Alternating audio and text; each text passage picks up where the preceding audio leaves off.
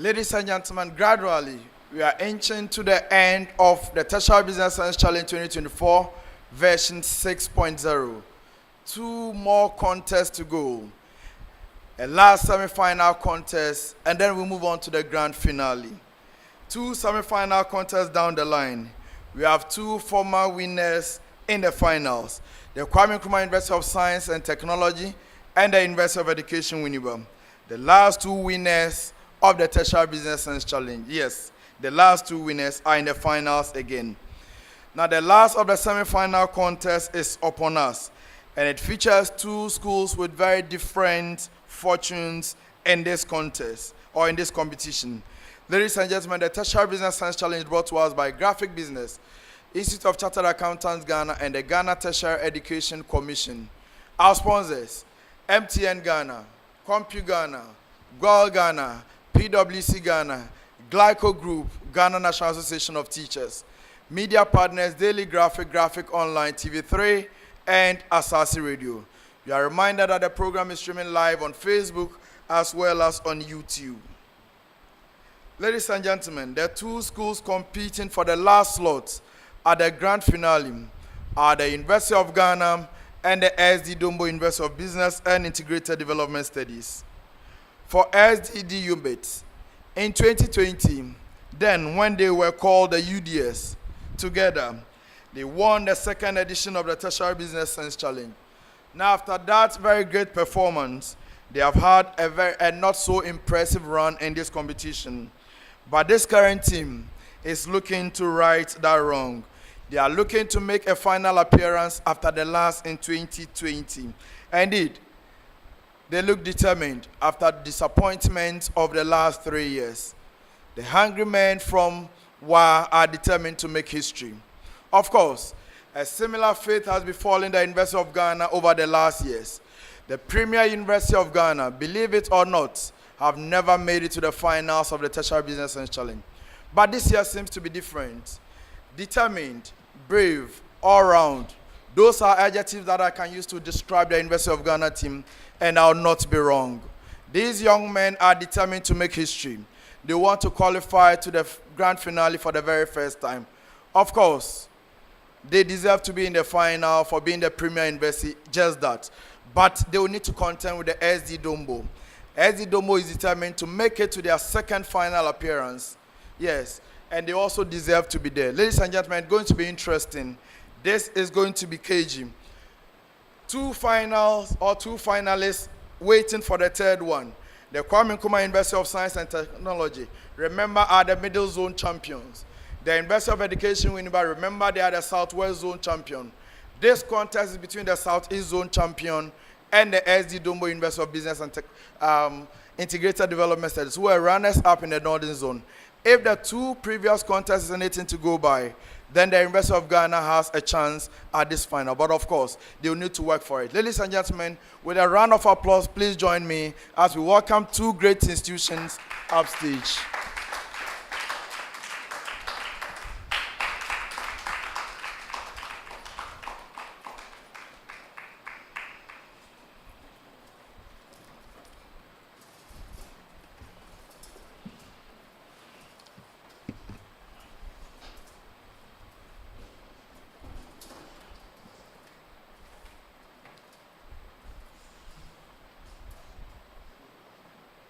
Gentlemen, you are welcome on stage.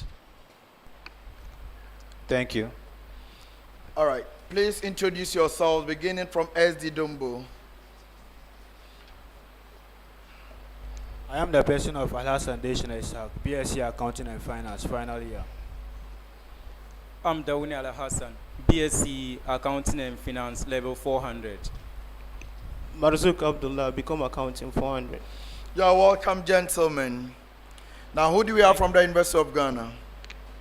So, Jonathan Nina, BSc Accounting, level 300. Peter Emeka Ike, level 300, Banking and Finance. Edwin NTA, final year, Finance and Economics. You are welcome, team University of Ghana. So, ladies and gentlemen, the two schools are seated. We want to find out from them how the preparation has been for this semi-final contest, beginning with SD Dombo.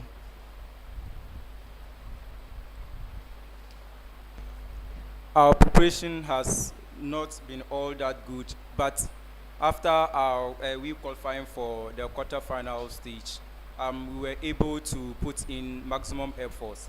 But as the saying goes, that enough is not always enough until we gain success. So on that note, what should we expect from you this afternoon? We are prepared for the battle, but our success and victory depends on the Lord. University of Ghana, how has the preparation been? Our preparation has been inspiring for schools that will want to make it to the finals for the very first time because of our team spirit as well. What should we expect from the University of Ghana team this afternoon? You should expect dominance in the competition. We should expect Dominance. Oh, okay.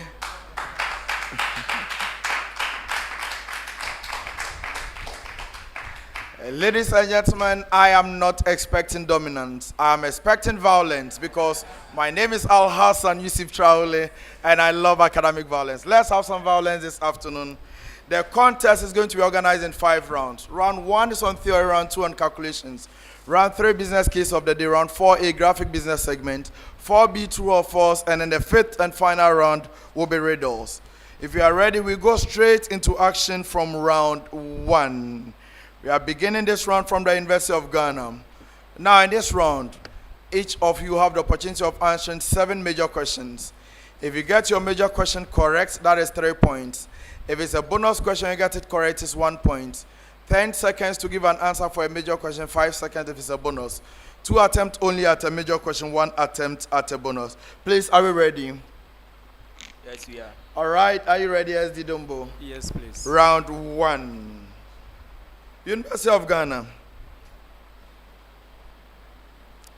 Define the term byline in the context of article writing. Define the term byline in the context of article writing.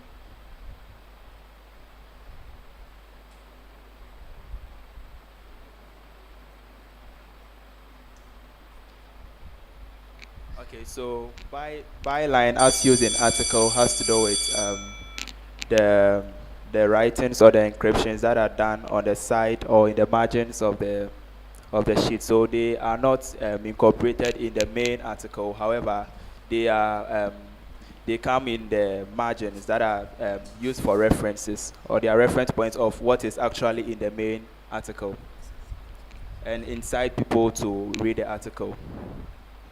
Jonathan, come again with your answer. I need a definite answer. So with a byline as used in article, this is where with this one, it has to do with the encryptions that are done on the sidelines or the side parts of the article. So they are not incorporated in the main article, but they are on the margins of the article, which incite people to actually read the article itself. I'm not sure I'll take that. Bonus for you, SD Dombo.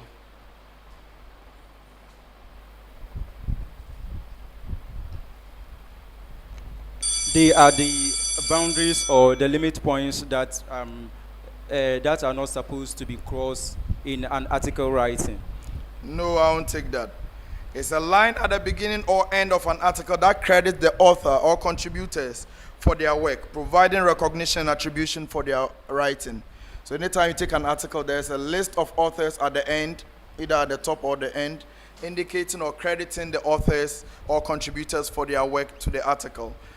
Now, as Dombo, you have to define the term boilerplate in the context of press release writing. Define the term boilerplate in the context of press release writing.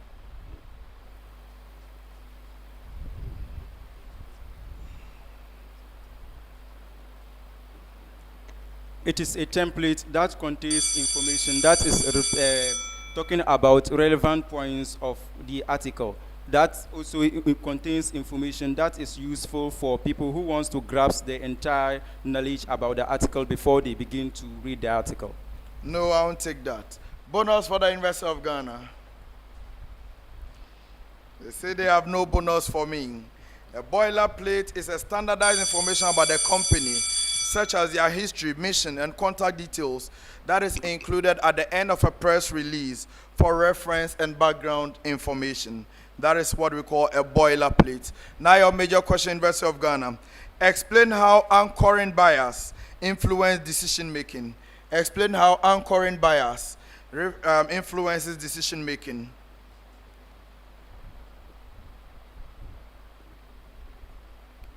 All right, so with anchoring bias, the effect it has on decision making is it prevents the individual from evaluating both sides. It prevents the individual from evaluating both sides in order to make an objective decision. And what it also does is that there is injustice and unfairness in decision making, since that particular individual is anchoring on one particular area to the detriment of the other. And so, to elaborate more, anchoring bias is when an individual just sticks to one side without considering other alternatives as well. All right, that's fine. I'll accept that. Dombo, explain how the concept of satisficing relates to decision making. Explain how the concept of satisficing relates to decision making.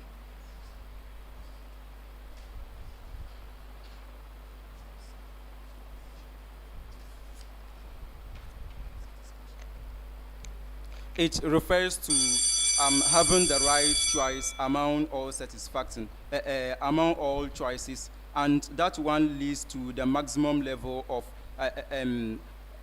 satisfaction. With this one, people are content or in content to what they have agreed upon, and that decision is the best for them, unlike groupthink, which is not best in a group. So satisfaction is attained, which is in content or in satisfactory terms with what they have agreed on. No, that is not acceptable. Bonus for the University of Ghana. So with satisficing, it stems from the concept of bounded rationality, where there are insufficient information on the side of the individual, limiting the kind of solutions that it makes. So with the satisficing, it says that the individual is not able to attain optimal solutions. So the person will have to now rely on solutions that are just satisfactory to the person at that particular stage due to the limited information at play. Yes, that is correct. For our next set of questions, still begin with the University of Ghana. On March 1, a company is notified that a major legal settlement previously expected to result in a liability has been dismissed. How should this event be disclosed in the financial statement issued after March 1, assuming the financial statement are 1, not yet finalized, and then 2, finalized? I take it again. On March 1, a company is notified that a major legal settlement previously expected to result in a liability has been dismissed. How should this event be disclosed in the financial statement issued after March 1, assuming that the financial statements are not yet finalized and finalized?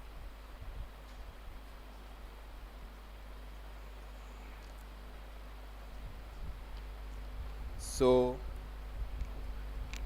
for when the financial statement hasn't been finalized yet and the legal settlements have been dismissed, we are going to recognize it we are going to write it off from the balance sheet, where there is a liability which has already been recognized for those legal settlements, and also where it has already been finalized and it is within the time frame, or it notifies or has an evidence of it has an evidence of it being already in occurrence before the date of finalization. They are going to make an adjustment. However, when it is after the finalization, then there is no adjustment going to make, but the financial impact is going to be disclosed in the additional information. Yes, that is correct.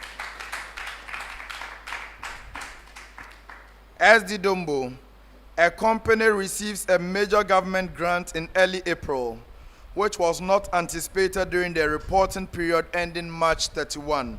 How should this information or how should this be reflected in the financial statement, assuming the financial statements are not yet finalized and finalized? A company received a major government grant in early April, which was not anticipated during the reporting period ending March 31. How should this be reflected in the financial statements, assuming the financial statements are not yet finalized and finalized?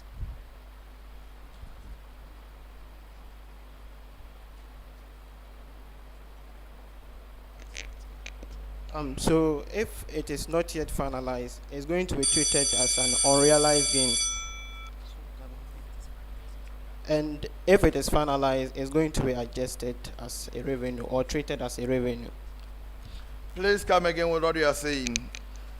If it is not finalized, it's going to be treated as unrealized gain. But if it is finalized, it's going to be treated as a revenue. As a what? Adjusted revenue. I'm not accepting that. Bonus for the University of Ghana. So with the revenue, with the grants received from government, one, when the financial statement has not yet been finalized, then you are going to recognize the grant. So in respect of what transaction has been received for, let's say if it's an asset, you are going to recognize it in a line of asset and also an income. However, when the financial statement has been already finalized, then the receipts are going to show the implication or the financial impact of the receipts of the grant in the additional information. Yes, that is what I was expecting.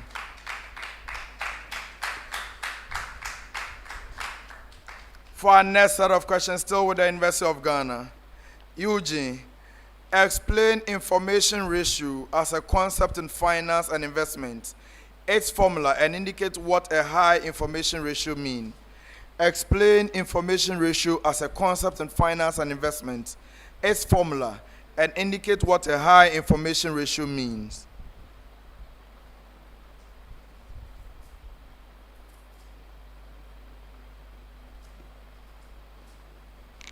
So, information ratio in finance has to do with the information at hand. Let's say for an organization, the information at hand with the organization, and then the part or the portion of that information that is known by the public or its customers. And then with a high information ratio, this signifies that there is, for a high information ratio, it means there is no asymmetry in the information which has been displayed. Jonathan is okay, I won't take that. Bonus for SD Dombo.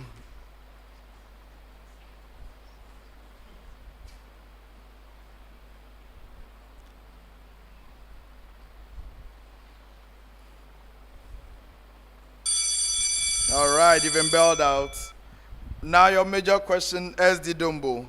Explain Jensen's alpha as a concept in finance and investment, its formula, and indicate what a high Jensen alpha means. Explain Jensen's alpha as a concept in finance and investment, its formula, and indicate what a high Jensen alpha means.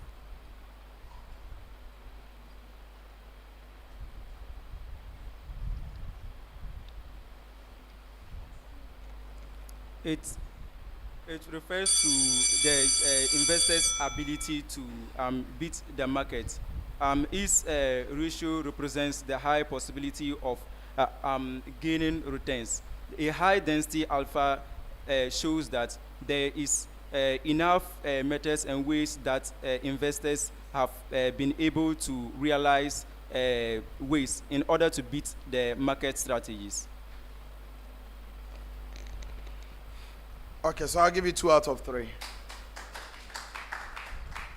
There was a last part, the formula, which you didn't speak to. I asked that you state the formula. For the next set of questions, we begin with SD Dombo. SD Dombo. Organizational conflict typology categorizes the different types of conflict that can arise within organizations and provides a framework for understanding their sources and dynamics. This typology helps in identifying the nature of conflict and in developing strategies for effective resolution. Identify and explain briefly any 3 of the key types of conflicts in organizations. Identify and explain briefly any 3 of the key types of conflicts in organizations. SD Dombo.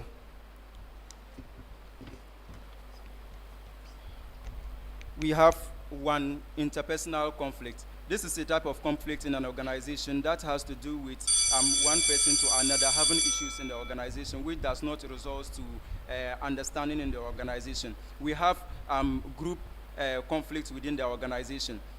This one has to do with departments or group of individuals within the same organization having individual differences or issues with one another. We also have the third one, which is intrapersonal communication. This is a type of intrapersonal conflict. This is a type of conflict within an organization that has to do with a person within an organization and within the same person again, because the person has contradicting or conflicting ideas in his or her own self. Yes, that is correct. Now, University of Ghana. The Thomas Kilman Conflict Model Instrument is a tool used to identify how individuals handle conflict. Developed by Kenneth Thomas and Ralph Kilman, the model outlines 5 distinct styles or modes of handling conflict based on 2 dimensions. Identify any 3 of the 5 conflict handling styles. The Thomas Kilman Conflict Model Instrument is a tool used to identify how individuals handle conflict. Developed by Kenneth Thomas and Ralph Kilman, the model outlines 5 distinct styles or modes of handling conflict based on 2 key dimensions. Identify any 3 of the 5 conflict handling styles. All right, so we have collaboration, we have compromising, and we have avoiding. All right, so with the collaboration, this is where there's a high level of assertiveness. That is when each individual want to give their side of their view. And we have responsiveness. That is where the individual wants to, so the ability of the individual to accept the view of the others. That's the collaboration. And we have the avoidance. This is where there's a low level of assertiveness and there's also a low level of responsiveness. That is where neither of the individuals want to partake in the conflict. Then we have compromising. This is where each of the parties decide to accept the views of each other and also make some form of sacrifice on some of the areas that they want to portray. Yes, that is correct.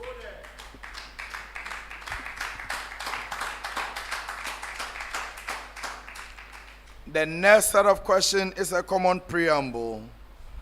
Governments are interested in bringing as much revenues as possible for developmental purposes.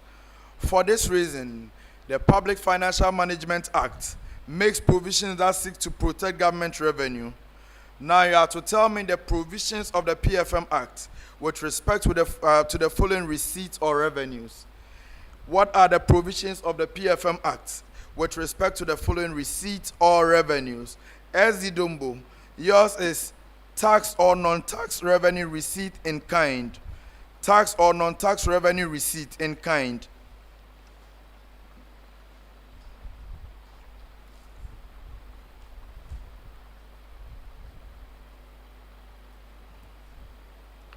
This refers to the government receiving tax or non-tax in kind. This includes all things that are received which are not in cash basis or that has no cash value, but they are a way of helping or they are grants. So in this perspective, the tax component or the government taxing this tax on it has a different treatment. That is, one is the capital gain tax. That is not correct. Bonus for the University of Ghana. So for the provisions of the PFM Act regarding the tax and non-tax revenue in kind has to do with the generation of tax revenue. That is, tax revenue is collected from sources from market stalls.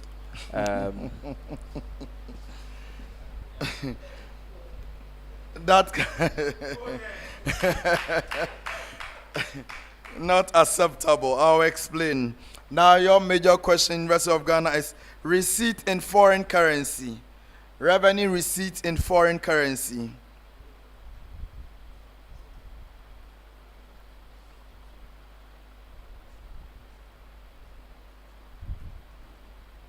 So the provision for the in the PFM Act for revenue for receipt in amounts received in foreign currency has to do with transferring it into a different fund.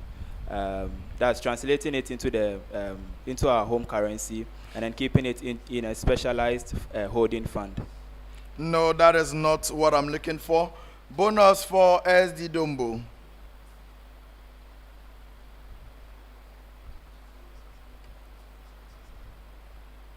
This has to do with revenues received from abroad, and this one, the Public Financial Act deals with it in this way. One, it first of all has to convert or change the foreign currency into the Ghanaian currency and treating it as a special revenue received from all other revenues in the country. No, please, I won't take that. For receipt in foreign currency, any principal spending officer who intends to receive revenue or to collect revenue in foreign currency must seek the prior approval of the Controller and Accountant General. Again, if you collect any money in foreign currency, within 72 hours, you need to deposit those foreign currencies in the Treasury single account.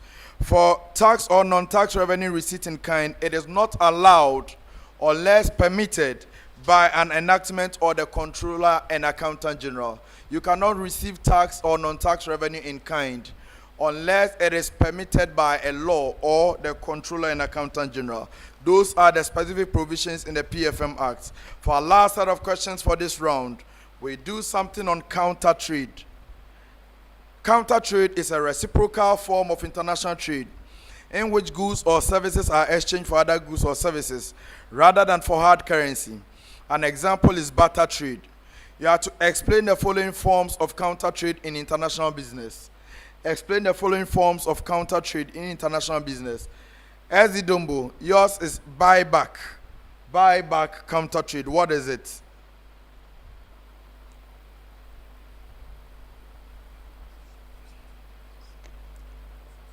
This refers to a type of counter trade or barter trade. This one has to do with countries selling the same product to another country, and then the same country again takes it or buys it back. Assuming that country A sells good, that is Ghana, sells a good or a commodity to country B, that is North America. Then in the future or in the due time, Ghana will buy the same good again back. That is not correct. Bonus for the University of Ghana. So with buyback as used in counter trade, it is where the exporter decides to give the other party equipment or tools to be used.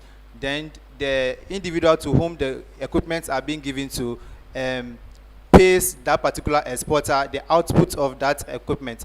An example could be an exporter deciding to give the other party an equipment that produces, let's say, maize. So in exchange for payment, that particular individual will compensate the exporter using the maize as a form of payment. Yes, that is what buyback is about.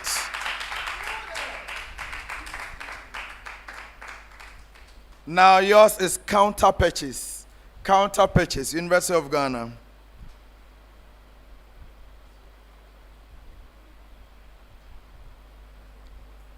So with counter purchase as used in counter trade, is where one party, that's in this case the exporter, decides to give an equipment or decides to deliver products to the other party, and buys it back from the other party in a refined product. So with the counter purchase is where one party disposes or sells a particular item or equipment to the other party and decides to buy it back from that party at a predetermined time. No, I won't take that. Bonus for SD Dombo.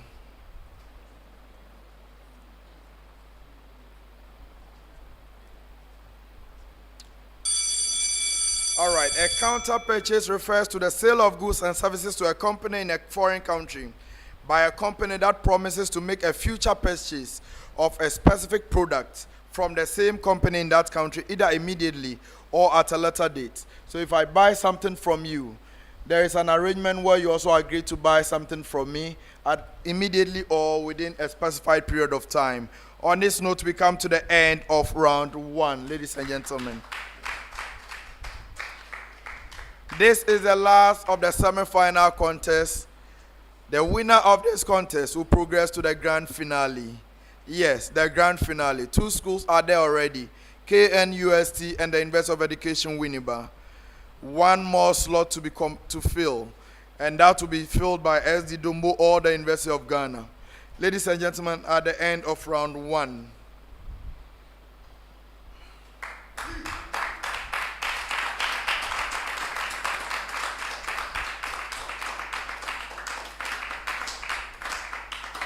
At the end of round 1, SD Dombo University has 5 points. The University of Ghana had 12 points. We are going into round 2, which will involve calculations. You are free to use your calculators. 7 major questions each. 30 seconds for a major question, 5 seconds if it's a bonus. 3 points for a major question in 2 attempts. 1 point for a bonus in 1 attempt. Please, are we ready? We are beginning this round from the SD Dombo University. SD Dombo. Company A is merging with Company B. The combined entity expects to generate synergies worth 50 million cedis. Company A has 1 million shares outstanding with a current market price of 150 cedis per share. Company B has 500,000 shares outstanding with a current market price of 100 cedis per share. The merger will be executed through a stock swap where Company B's shareholders will receive 1.5 shares of Company A for each share they own. Calculate the price per share post-merger, including synergies. I take it again. Company A is merging with Company B. The combined entity expects to generate synergies worth 50 million cedis. Company A has 1 million shares outstanding with a current market price of 150 cedis per share. Company B has 500,000 shares outstanding with a current market price of 100 cedis per share. The measure will be executed through a stock swap where Company B shareholders will receive 1.5 shares of Company A for each share they own. Calculate the price per share post-merger, including synergies.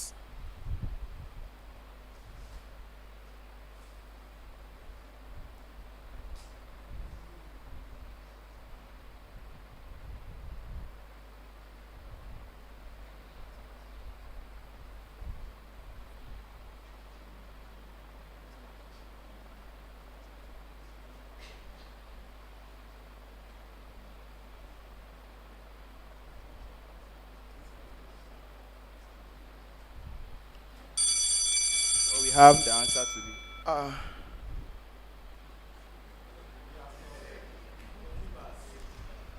All right, bonus for the University of Ghana. So the price per share is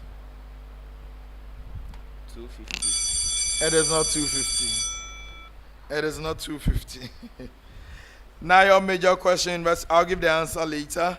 University of Ghana. Company X is merging with Company Y.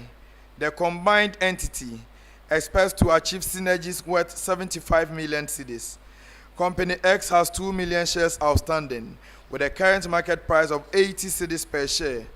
Company Y has 1 million shares outstanding with a current market price of 60 cedis per share. Calculate the price per share of the combined entity post-merger, including synergies. Company X is merging with Company Y. The combined entity expects to achieve synergies worth 75 million cedis. Company X has 2 million shares outstanding with a current market price of 80 cedis per share. Company Y has 1 million shares outstanding with a current market price of 60 cedis per share. Calculate the price per share of the combined entity post-merger, including synergies.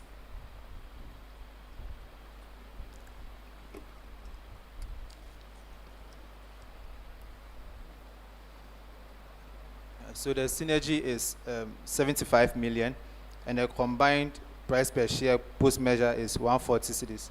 No, that is not correct. You have one other chance. So we have the price per share to be 98.33. Yes, 98.33 is correct.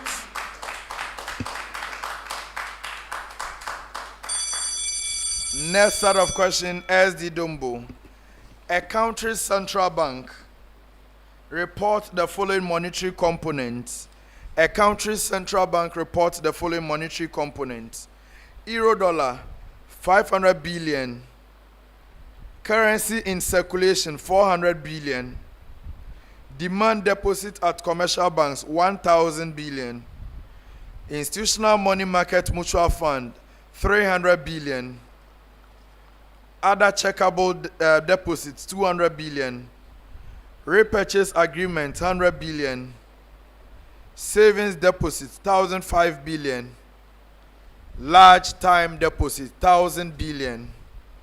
Small time deposit, 600 billion. Retail money market mutual fund shares, 400 billion. You have to calculate the M1, M2, and M3 money supply. I take it again.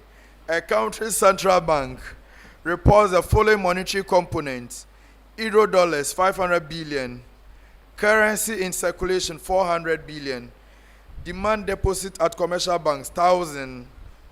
Institutional money market mutual fund, 300. Other checkable deposits, 200. Repurchase agreements, 100. Savings deposit, 1,500. Large time deposits, 1,000. Small time deposits, 600. Retail money market mutual fund, 400. Calculate the M1, M2, and M3 money supply.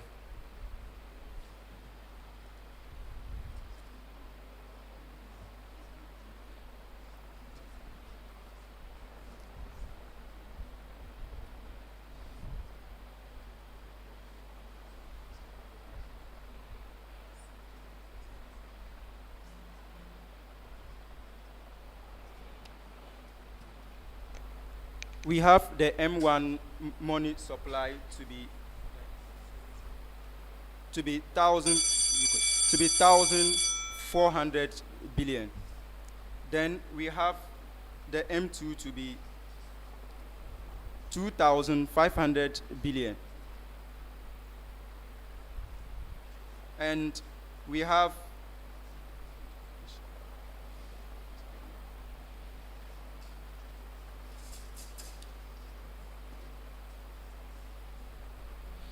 Please give me an answer.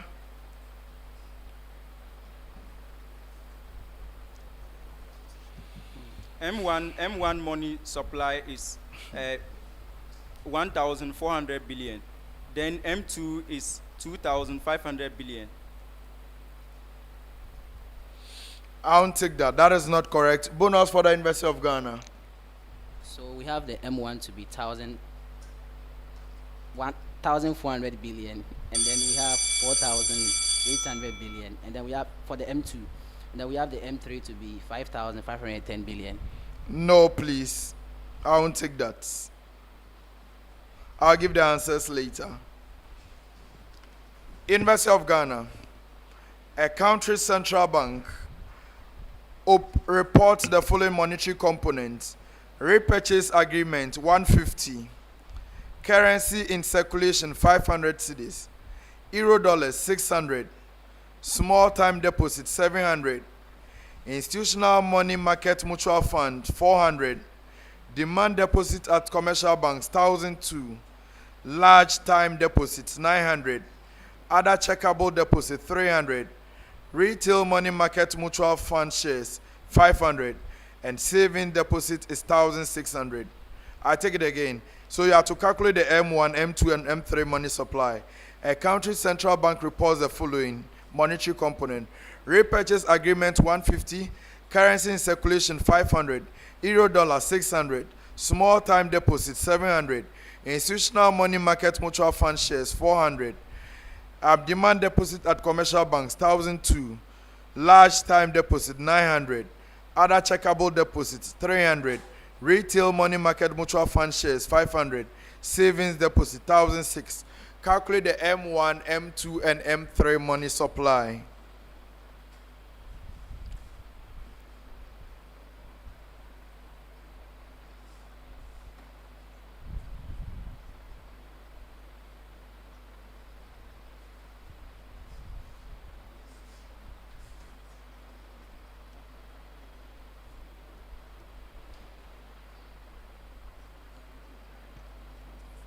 So the M1 will give us 2,400. The M2 will be 4,300, and the M3 will be 5,300. No, I won't take that. You've been bailed out. Bonus for SD Dombo. M1 money supply is 1,700. M2 is 2,800. M3 is 4,300. No, please. M1 is 2,000, M2 is 4,800, M3 is 6,850. For the earlier question, M1 was 1,600, M2 was 4,100, M3 was 6,000. Next set of questions, still beginning with SD Dombo. Nananum Petroleum Company Ghana Limited produced 3 million barrels of oil per month. The crude oil was sold at 70 cedis per barrel. Royalty due is 5%. Carried interest of 11% and additional interest of 3.75%. Compute the state or government stake in the following: in the royalty, in the carried interest, in the additional participation interest. I take it again. Nananum Petroleum Ghana Limited produced 3 million barrels of oil per month. The crude oil was sold at 70 cedis per barrel. Royalty due is 5%. Carried interest is 11% and additional interest of 3.75%. Compute the state or government take in the following: royalty, carried interest, and additional participation interest.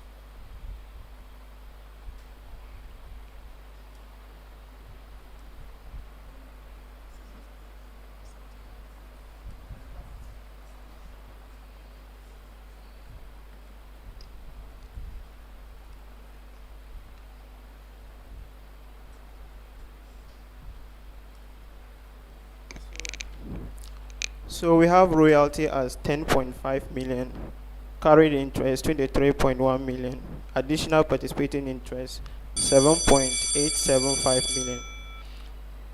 Combine the three figures for me.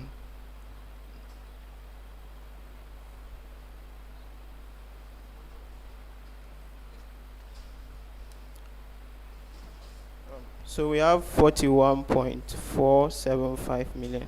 No, that is not correct. You've been bailed out. Bonus for the University of Ghana.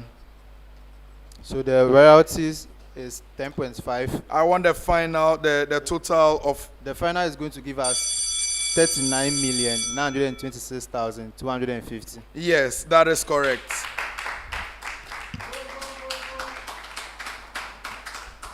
Now to University of Ghana, your major question.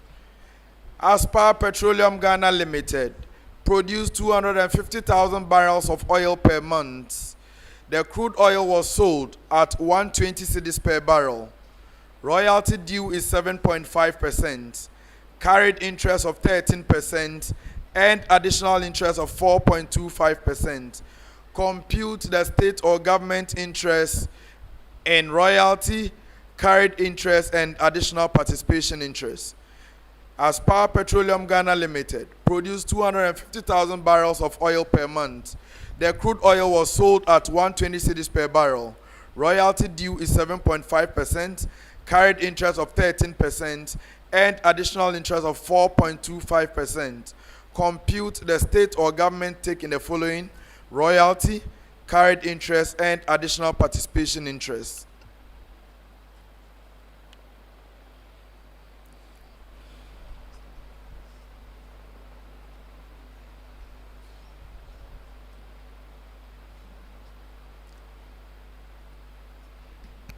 So it's going to be 7,036,875. Yes, that is correct. Next set of questions is a common preamble to the two of you. Please take note. Common preamble. You have been presented with the following statement of financial position for 2021. You've been presented with the following statement of financial position for 2021. Non-current assets, 115,315. That is 115,315. Current assets, 19,313. That is 19313. Current liabilities, 23,208. That is 23208. And non-current liabilities, 90,939. That is 90939. Accumulated fund, 20,481. That is 20481. Please, did you get the figures? Dombo, did you get the figures? UJ, did you get the figures? All right. Now your major question, Dombo. Assuming that PPE, that is property, plant, and equipment, makes up 75% of non-current assets, what is the percentage size of PPE in the common size statement of financial position for the period? Assuming that PPE makes up 75% of non-current assets, what is the percentage size of PPE in the common size statement of financial position for the period?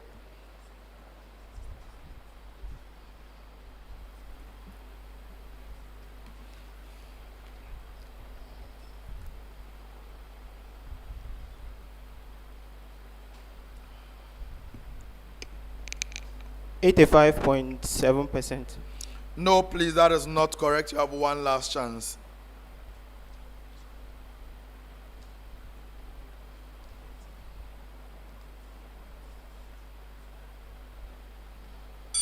It's 64%.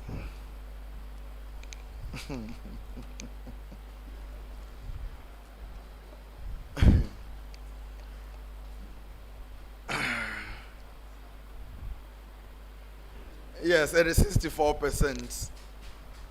But be wary of the bell. Once the bell sounds, I'm not going to take an answer. For this hour, allow 64.24%. University of Ghana, assuming that payables make up 60% of current liabilities, what is the percentage size of payables in the common size statement of financial position for the period? Assuming that payables make up 60% of current liabilities, what is the percentage size of payables in the common size statement of financial position for the period? 10.34%. Yes, that is correct.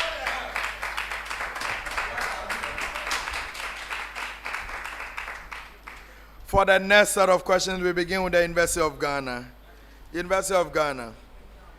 A market is characterized by the following demand and supply functions. The demand function is QD equals 100 minus 2P. And a supply function, QS equals 3P minus 20, where Q is a quantity and P is a price in cedis. Calculate the equilibrium quantity in the market and the consumer surplus and producer surplus at the equilibrium point. I take it again. A market is characterized by the following demand and supply function. QD equals 100 minus 2P, and supply function is equal to 3P minus 20, where Q is quantity and P is price.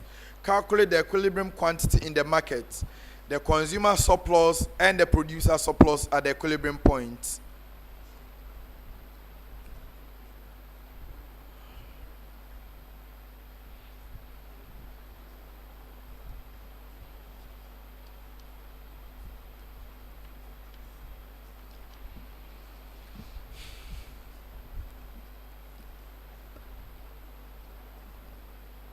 So we have the quantity, the equilibrium quantity to be 52, and then we have the consumer surplus to be 676.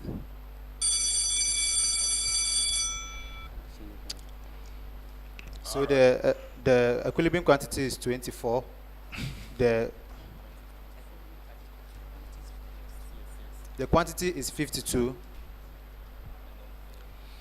Please, I need one definite answer now. Go straight to the point. I give you an answer. Emeka. The quantity is 50.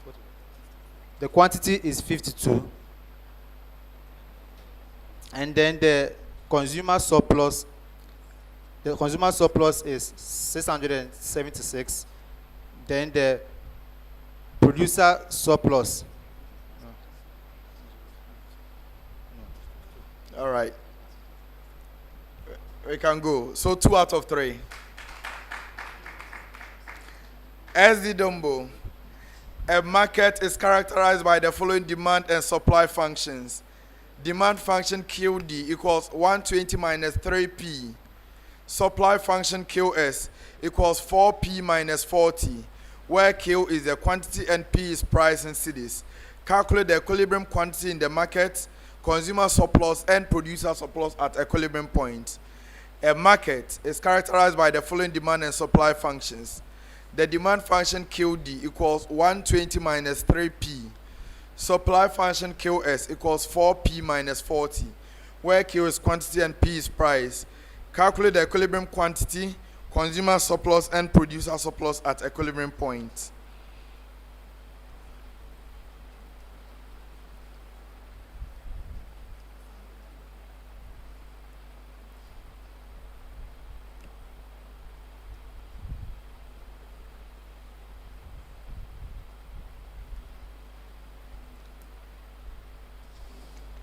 The equilibrium quantity is 22.85. The equilibrium equilibrium quantity. The equilibrium quantity is 22.85. Then 51.42. And What are you saying? 22.85 is for what? 51.40 is for what? equilibrium price is 51.42.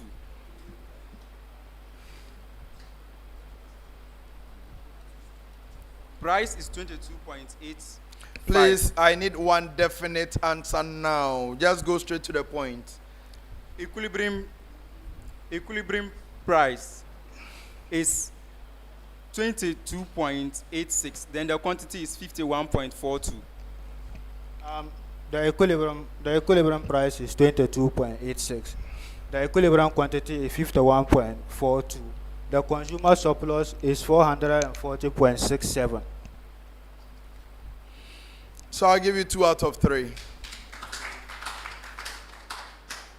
I didn't ask for equilibrium price, but the equilibrium quantity figure is correct. The consumer surplus figure is correct. We go to the next set of questions, still with the University of Ghana. Eugene, you have to evaluate 2 investment projects with the following cash flows and initial investment. Project A, initial investment is 200,000. Annual cash flows is 50,000 for 5 years. Project B, initial investment is 150,000 cedis. Annual cash flows is 40,000 cedis for 5 years. You have to calculate the profitability index for each project and determine which project should be chosen based on PE criteria. Use 10% discount rate. I'll take it again. You have to evaluate 2 investment projects with the following cash flows and initial investment. Project A, initial investment is 200,000 cedis. Annual cash flows is 50,000 cedis for 5 years. Project B, initial investment 150,000 cedis. Annual cash flows 40,000 cedis for 5 years. Calculate the profitability index for each project and determine which project should be chosen based on PI criteria. Use 10% discount rate. So the profitability index for the first project is 0.95. The profitability index for the second project is 1.01. And since the second project exceeds 1, we should go with the second project. Of course, that is correct.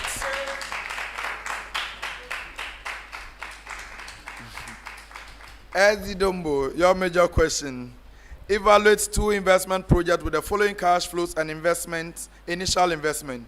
Project X, initial investment 300,000 cedis, annual cash flows 70,000 cedis for 6 years. Project Y, initial investment 250,000 cedis, annual cash flow 60,000 for 6 years. Assume a discount rate of 8%. Calculate the profitability index for each project and determine which project should be chosen based on the PI criteria. I take it again. Evaluate 2 investment projects with the following cash flows and initial investment. Project X. Initial investment is 300,000 cedis. Annual cash flow 70,000 cedis for 6 years. Project Y. Initial investment 250,000 cedis. Annual cash flow 60,000 cedis for 6 years. Assume a discount rate of 8%. Calculate the profitability index for each project and determine which project should be chosen based on the profitability index criteria.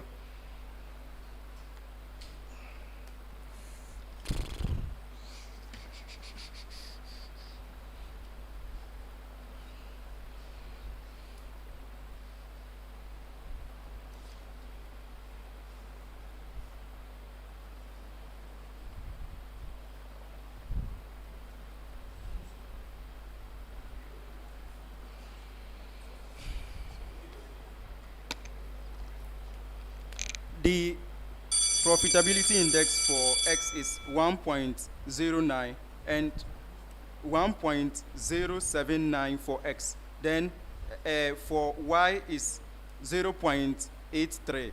So because project X has this in the probability index more than 1, we accept the project. Please come again with your figures. The profitability index. Please mention the same figures you mentioned. That is what I'm talking about. X is 1.079. Then Y is 0.87. So project X gives a profitability index more than 1. So we accept the project. 1 out of 3. The PI for X is correct. The Y is wrong. The Y is indeed higher than the X. So your conclusion is also wrong. The last set of questions for this round. ABC Bank Limited has a number of loans outstanding. For each of the gross loans that I'm going to mention to you, determine how much should be set as a loan provision against bad debt or defaults. You get a preamble. Let me take it again. ABC Bank Limited has a number of loans outstanding. For each of the gross loans that I'm going to mention to you, determine how much should be set aside as a loan provision against bad debt or default according to the Bank of Ghana provisioning. University of Ghana, yours is OLEM. The gross loan is 500,000 cedis, and the classification is that it is OLEM. Other loans especially mentioned. Gross loan 500,000, OLEM as a classification. How much should be set aside as provision? 25,000. No.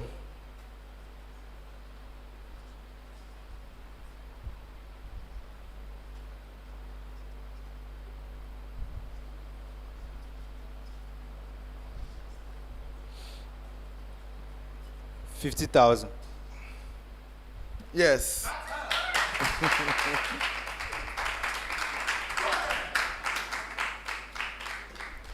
Is this my bet or what?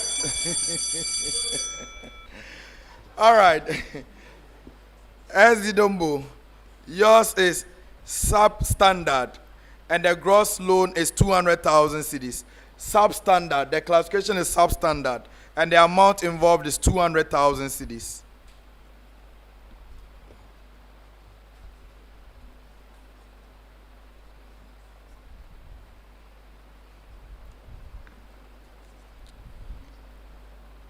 It's 10,000. No, please, you have one other chance. It's 20,000.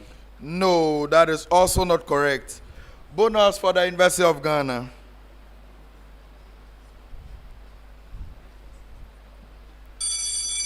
Even bailed out. It is also 50,000. 50,000. Substandard is at a rate of 25%. OLEM is at a rate of 10%. On that note, we come to the end of round 2. Ladies and gentlemen, please show them some love.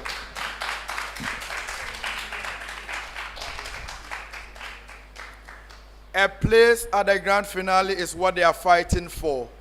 Two great institutions are there already.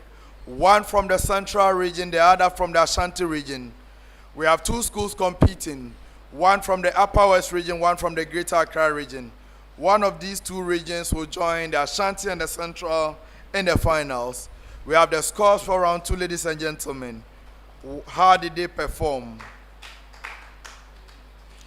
At the end of round 2, as the Dombo University of Business and Integrated Development Studies had 6 points, the University of Ghana had 18 points.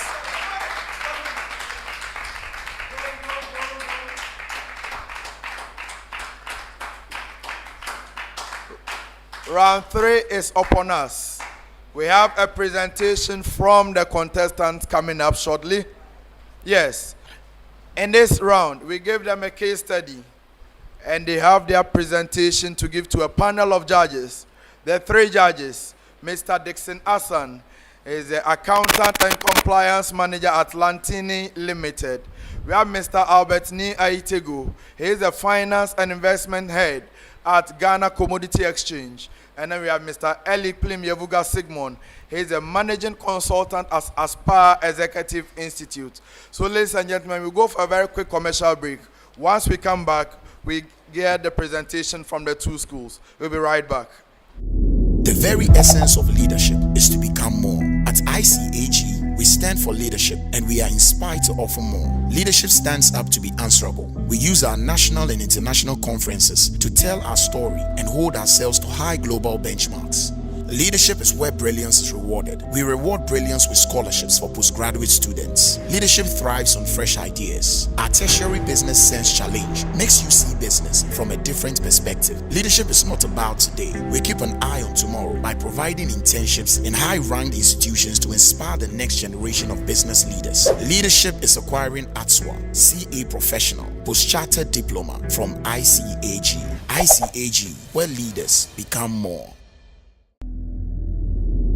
The very essence of leadership is to become more. At ICAG, we stand for leadership and we are inspired to offer more. Leadership stands up to be answerable. We use our national and international conferences to tell our story and hold ourselves to high global benchmarks.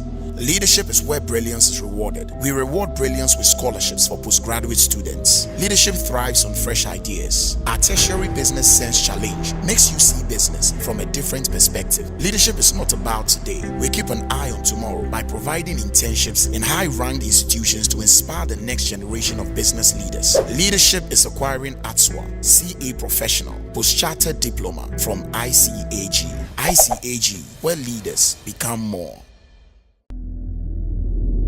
The very essence of leadership is to become more. At ICAG,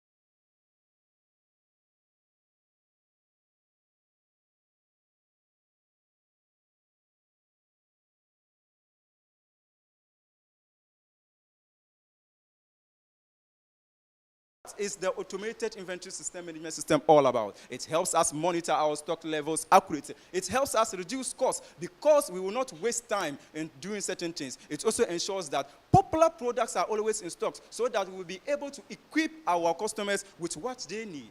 We now move on to the third one. That is the steps that will encourage smallholder farmers, that is our suppliers, to adopt modern agricultural techniques. One is by providing the smallholder farmers with access to modern agricultural techniques, that is viable seeds and fertilizers. We also have establishing a quality team to work effectively and efficiently with farmers so that we will be able to get the needed results. Three is the provision of storage facilities or warehouse to smallholder farmers. We can equally provide them with the necessary funding to help them to also produce more and supply us. Now, let us look at the risks that is involved, some of the hindrances that we are able to do. Our initiatives, what are the risks involved? Now, we have listed a billion of, risks for agro-foods that might be facing the implementation of our new supply chain. Let us group this into category. We have the risks, we have the operational risks, we have data risks, and we have the financial risks. Let us look at the data risks. We said we are implementing the supply chain optimization software. This one is an IT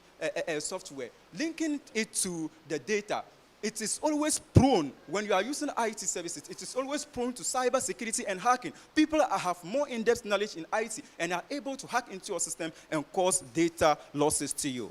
Now, we have operating risks. Whilst you are operating, there are some errors, there are some mistakes that will be done that the human being and the machine cannot fathom. Now, let us look at the machine errors and human errors whilst we operate. Like a human being, you will need rest. Sometimes the machines can slow down. We cannot be able, or we will not be able to control such damages. And the third one is the financial risks. The third one is the financial risks. As we implement this, we will be needing more funding. And sometimes due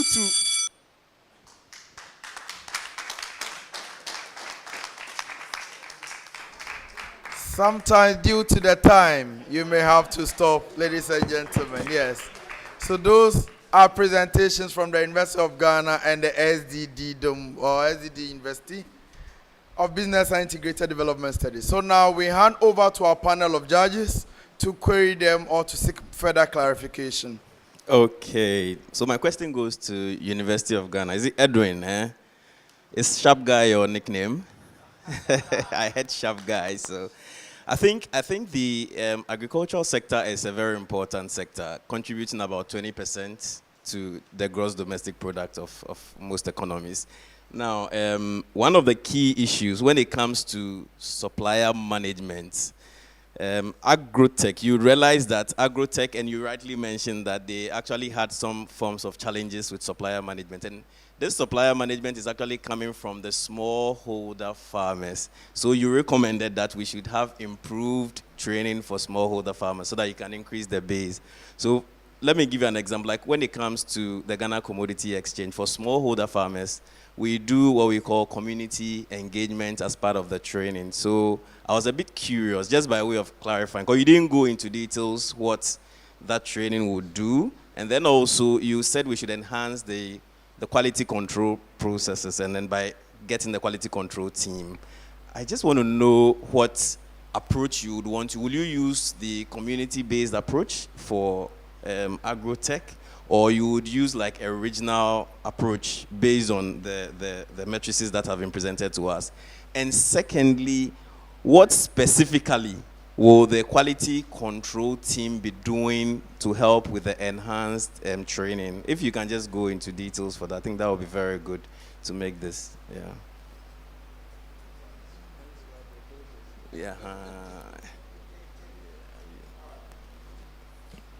Okay, so with the quality control team, what they are going to do is that they are going to be assigned to various farmers.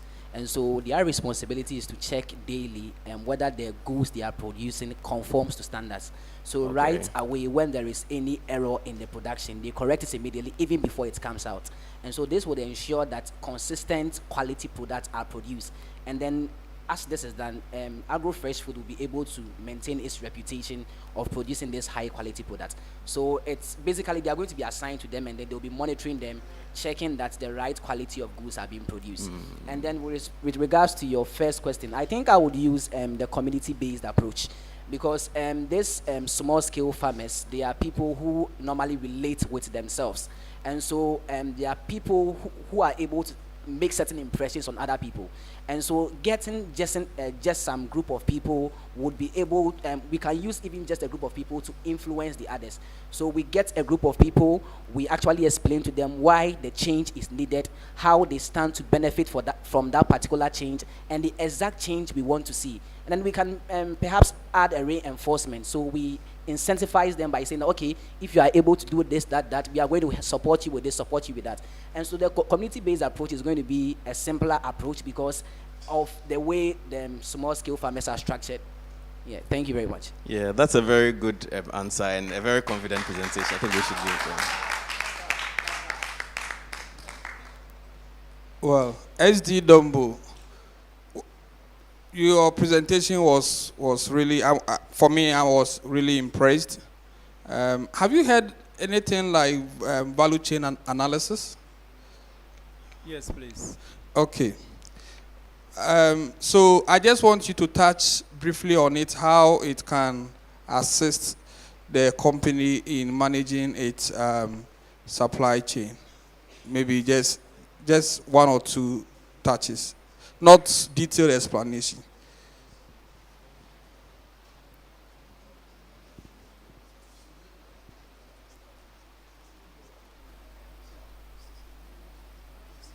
So the value chain analysis would help in this process, because the value chain analysis helps us to add more value or add certain things to the product.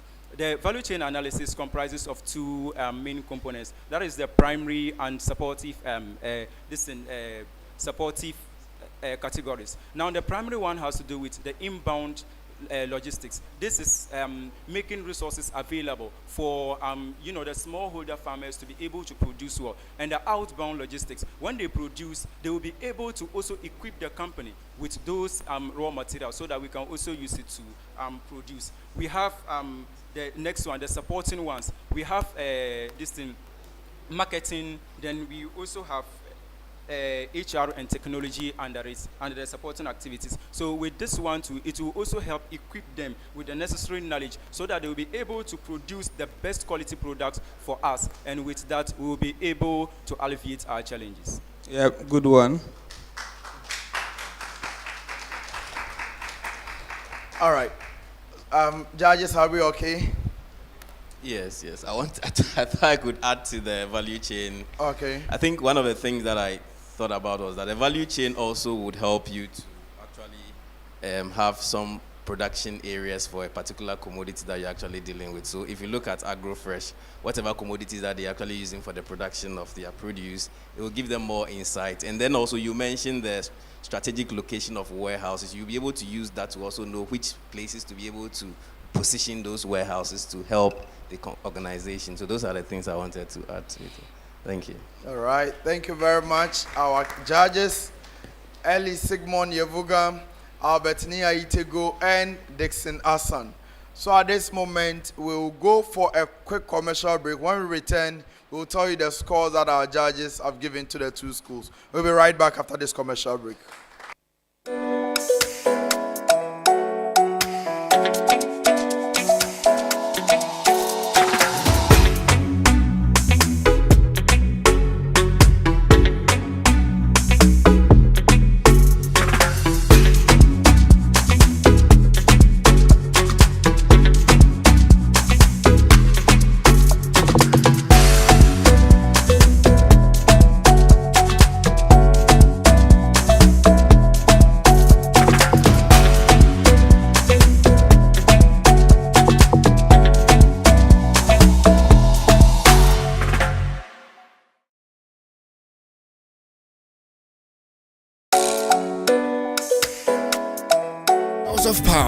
according to your options, knowing that quality and standard remains intact and our content, which is accepted as truth and accuracy every day, is accessible on the go. Access your favorite daily graphic and our weeklies The Mirror, Graphic Business, Graphic Showbiz, Junior Graphic, and Graphic Sports on Graphic News Plus app. It's the digital replicas of our work. Download Graphic News Plus app on the Google Play Store, Apple App Store, and available on www.graphicnewsplus.com as you remain abreast of and keep pace with on-the-minute news updates on the go. Home sweet home. Welcome family and friends. Choose the bundle that best works for you from as low as 10 Ghana cedis weekly for unlimited access to all publications. Graphic, truth and accuracy every day.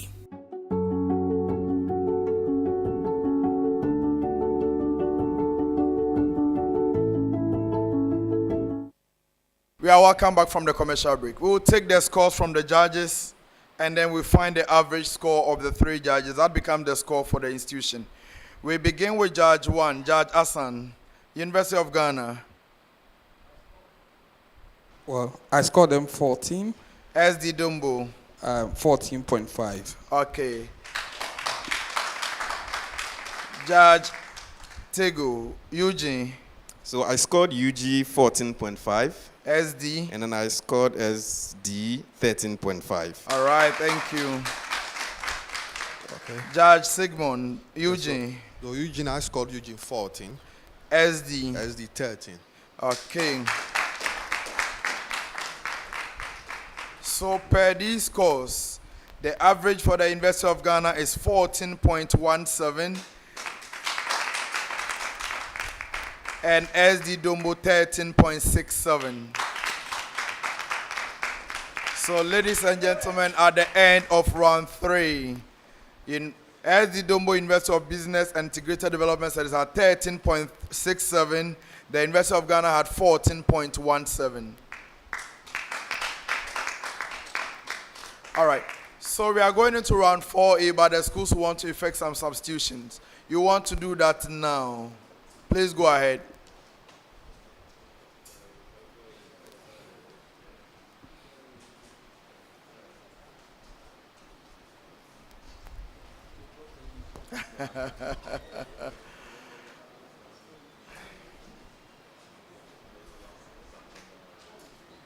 Ladies and gentlemen, you are welcome. Thank you, sir. Thank you. All right, so we're actually looking for a lady, and we have a lady now.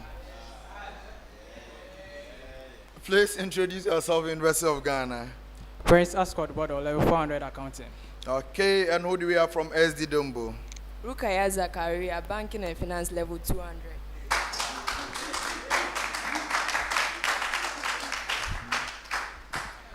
Once again, you are welcome. We are going into round 4A. That is a graphic business segment. Now, in this round, I'm going to ask you some questions on stories that appeared in the graphic business newspaper.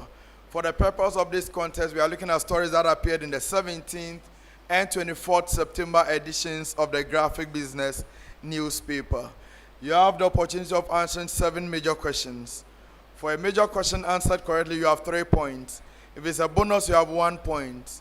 10 seconds within which to give an answer for a major question, 5 seconds for a bonus. Please, are we ready? University of Ghana. Yes, we are. Are you ready, SD Dombo? Yes, please. We begin this round from the SD Dombo University of Business and Integrated Development Studies. A common preamble to the two of you. Common preamble. The banking sector posted strong performance during the first 6 months of 2024 on the back of sustained increases in deposit and other funding sources. That's a preamble. Now, SD Dombo, the asset structure of the banking industry's balance sheet in June 2024 reflected banks' preferences for less risky assets. What were the 3 largest components of total assets in descending order? The asset structure of the banking industry's balance sheet in June 2024 reflected banks' preference for less risky assets. What were the 3 largest components of total assets in descending order?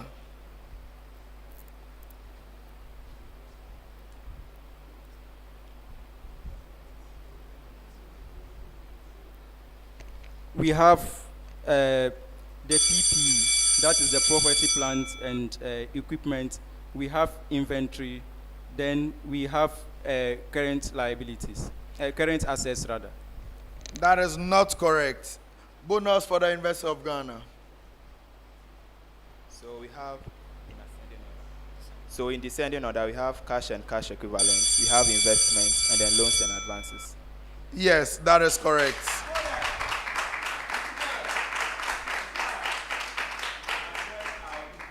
University of Ghana, your major question. What were the three top sectors that received credit from the banking sector in descending order based on the credit portfolio analysis? What were the three top sectors that received credit from the banking sector in descending order based on the credit portfolio analysis?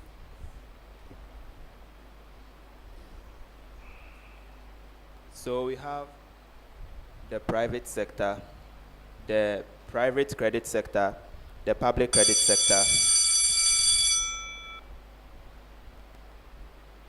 No, that is not correct. Bonus for SD Dombo.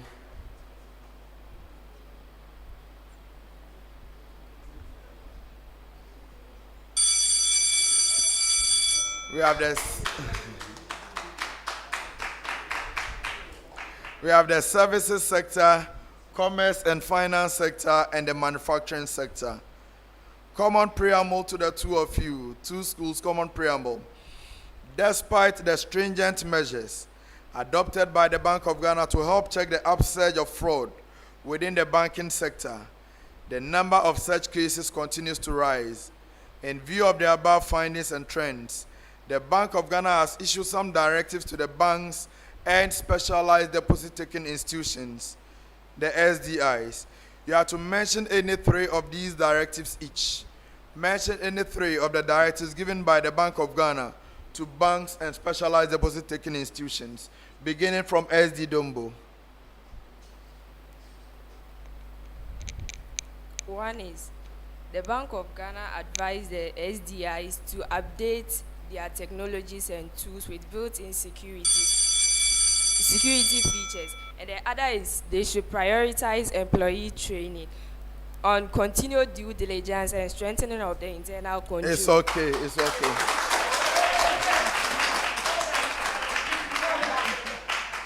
Yes, that is correct. Now, University of Ghana. Okay, so one is he urged the SDIs and the banks to adhere or to make sure that the procedure for the know your customer is strictly adhered to safeguard transactions, and also bank accounts that requires automatic logins should be deactivated, and also making sure that secured codes are required anytime a user wants to log into the app, and then also intensifying fraud sensitization among customers. It's okay. It's okay. When they get a question like this, they don't want to stop the answer. I'll get you. Next set of questions. All right. So we go on. SD Dombo. The Producer Price Review Committee on Cocoa increased the farm gate price of cocoa at the opening of the 2023-2024 season for the new season. What was the farm gate price per ton at the opening of the 2023-2024 season? What is the price for the new season? And what is the difference between the two prices? The Producer Price Review Committee, PPRC, on cocoa increased the farm gate price of cocoa at the opening of the 2023-2024 season for the new season. What was the farm gate price per ton at the opening of the season? What is the price for the new season, and what is the difference between the two prices? SD Dombo. 2022 is 20,928.6 million Ghana cedis, and the current one is 48,000 million Ghana cedis, and the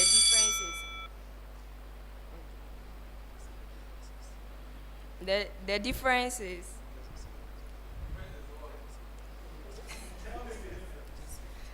you do 27,071.4. Yes, I'll take that. Now, University of Ghana. Cocoa prices on the spot market soared to a high in February 2024 before dropping in September 2024. The country, however, did not benefit much from this price boom because Cocoa Board had already locked up about 70% of the country's cocoa beans on forward sales contracts.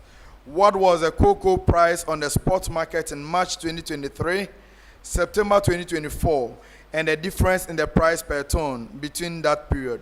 What was the cocoa price on the spot market in March 2023, September 2024, and the difference in the price per ton between that period? So the price in March 2023 was 2,000 US dollars. For September 2024 was 7,960 US dollars. And then the difference was 5,960 US dollars. Yes, that is correct.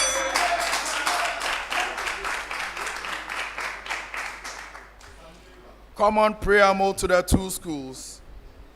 You know of the World Trade Report 2024.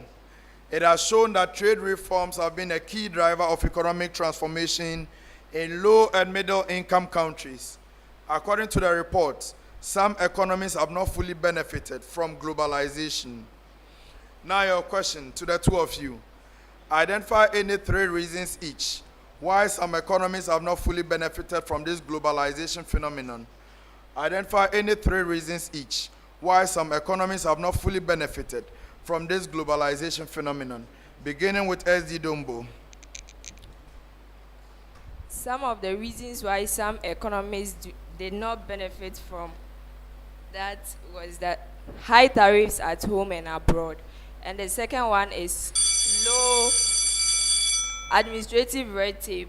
And the third one is geographical remoteness and weak institutions. Yes, that is correct.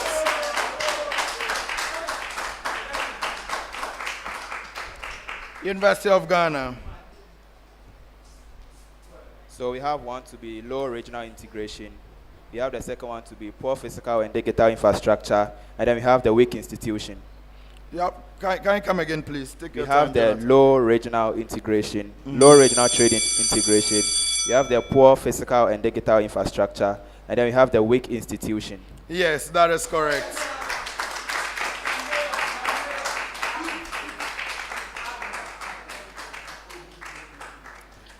For the next set of questions, we begin with the University of Ghana. With the University of Ghana, common preamble to the two schools. So still on Binance, the leading global blockchain ecosystem behind the world's largest cryptocurrency exchange by trading volume and users, is gearing up for the highly anticipated 6th edition of Binance Blockchain Week. You have to identify any three key speakers at the program who are members of Binance leadership team each. Three key speakers at the program who are members of Binance leadership team, beginning with the University of Ghana. Okay, so we have the first one to be Rachel Conlan, we have Richard Teng, and we also have Rohit Wad. Okay, that is correct.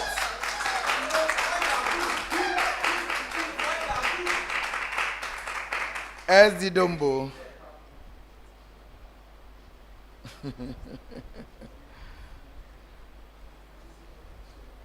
We have one is Mary Obru, then we have Richard Conlan, then we have Richard Ten. They are mentioning, they mentioned two, three, you've mentioned two that they mentioned. Richard Ten. It's been mentioned. Conlan Richard. Oh, it's been mentioned. So that's fine, yes. So we can go on. We have Hei, we have Noah Pellman, and we have Vishal Sachindra. Those are the three names I was expecting.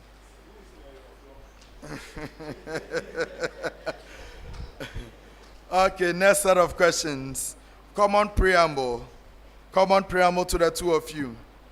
Small and medium-scale enterprises can now access a large pool of funds under a special initiative instituted by government to enable players in that sector to access support to scale up their businesses. That's the preamble. Now, University of Ghana, identify 3 forms of support under this program. Identify 3 forms of support under this program.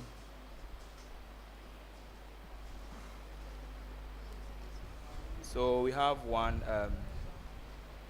The government is giving out 700 million Ghana cedis to the Ghana Exim Bank as well as the Ghana Enterprise Agency. And also we have some monies coming from the Development Bank Ghana, which is 1.2 million Ghana cedis, as well as...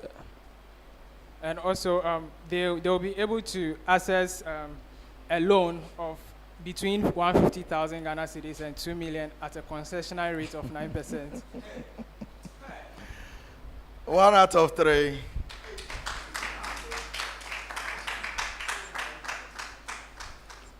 So I'll tell you the 3 forms of support later.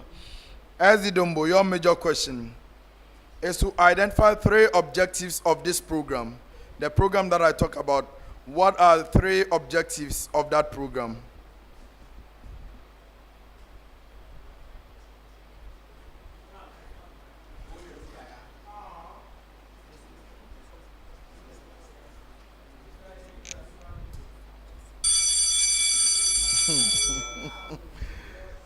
Bonus for the University of Ghana. Okay, so one is to access financial resources. The other one is expertise, and we have capacity building program. So what you are mentioning now should have been your answer. I hope you get it. Those were the forms of support under the program: the financial resources, expertise, and capacity building. Yes. So the objectives are to empower SMEs to drive innovation, create jobs, and stimulate economic growth. Those were the objectives of the program. So now, the last set of questions for this round. Last set. On page 5 of the 17th September edition of the Graphic Business newspaper, hotel at the address. Advertise for interested persons to own a hotel room. Now, University of Ghana. So that's the preamble. I hope we get it. University of Ghana. Where is this property located? Where is this property located? Roman Ridge. Yes, Roman Ridge.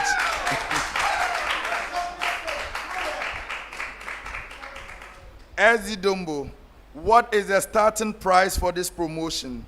What is the starting price for this promotion?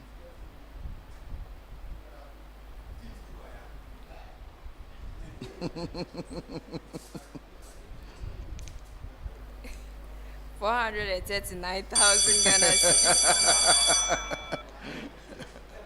No, that is not correct. Bonus for the University of Ghana. 1.3 million. Yes, 1.3 million. On that note, we come to the end of round 4A, ladies and gentlemen.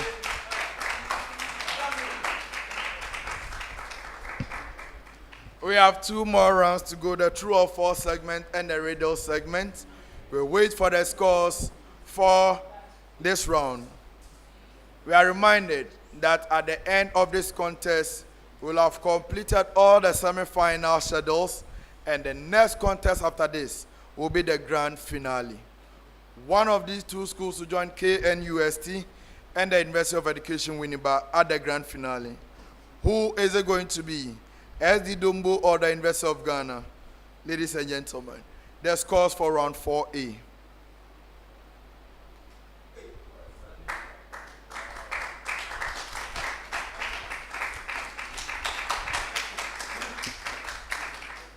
At the end of round 4A, SD Dombo University of Business and Integrated Development Studies had 9 points. The University of Ghana had 18 points.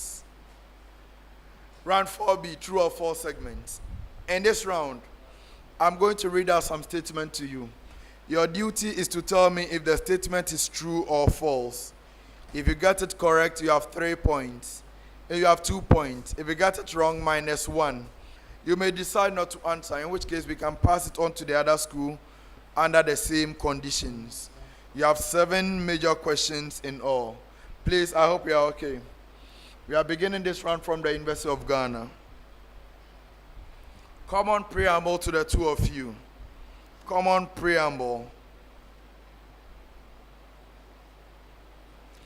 Russell, 45 years, has been suffering from mental impairment for a long time. He signs a contract to sell his villa for $1 million to Andre. When Russell's wife, Kathy, who is also his appointed, that is by the court, guardian, gets to know of the deal, she wants to end the contract. Which of the following statement is true? I take it again. Russell is 45 years. He's been suffering from mental impairment for a long time.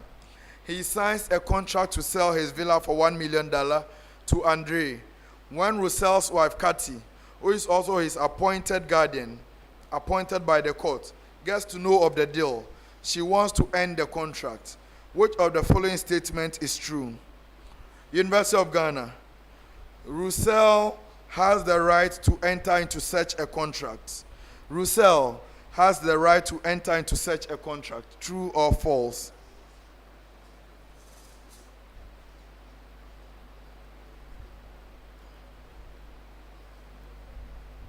False. Yes, false.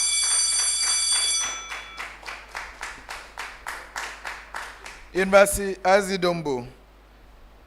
Your question. Kathy need not worry because the contract is void. Kathy need not worry because the contract is void. True or false?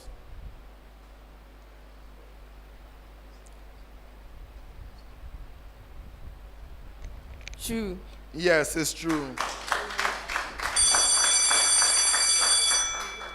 University of Ghana. The price to earnings ratio, that is PE ratio, measures the market price of a company's stock relative to its book value per share. True or false? The PE ratio measures the market price of a company's stock relative to its book value per share. True or false? False. Yes, false.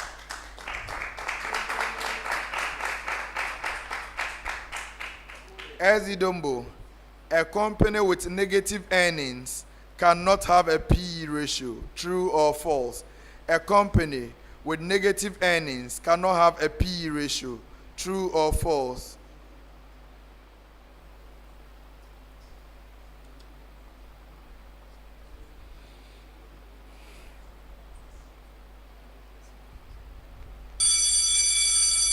You've been bailed out. University of Ghana, do you want to take the bonus? All right, they don't want to take the bonus, so we go on. University of Ghana, your question again. Basel III requires banks to maintain a minimum common equity tier 1 capital ratio of 4.5%. Basel III requires banks to maintain a minimum common equity tier 1 capital ratio of 4.5%. True or false?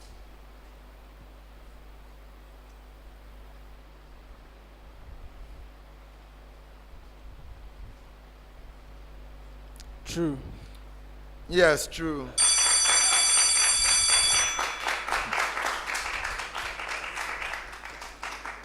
Dombo, Basel III introduced a leverage ratio to limit the amount of leverage a bank can use. True or false?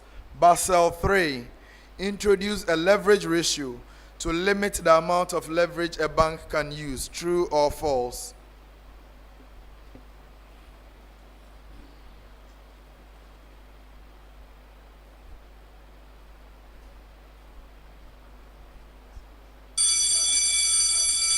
University of Ghana, do you want to take the bonus? Oh, why? Okay, we go on.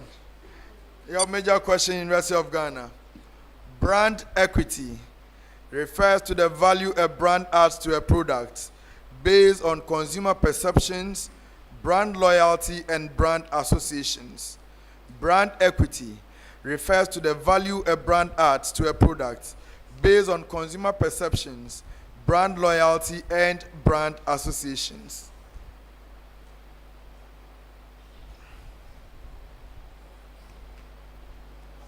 True. Yes, true.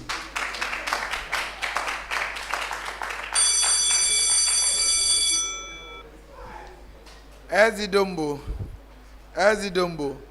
brand extension involves launching a new product under an existing brand name to leverage brand recognition and credibility.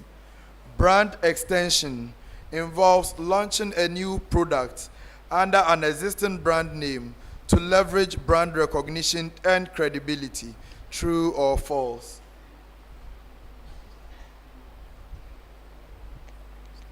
True. Yes, true.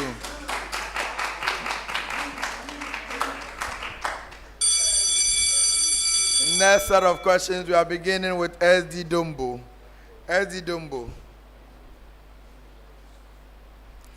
In calculating the assessable income of a person, income from employment, business, and investment is to be classified separately.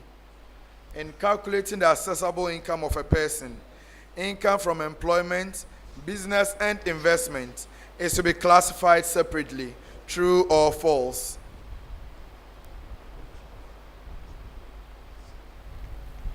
True. Yes, true. University of Ghana. When the non-resident has a permanent establishment in Ghana, then income earned from the permanent establishment is liable to income tax, irrespective of the source. True or false? Where a non-resident has a permanent establishment in Ghana, then income earned from the permanent establishment is liable to income tax, irrespective of the source. True or false?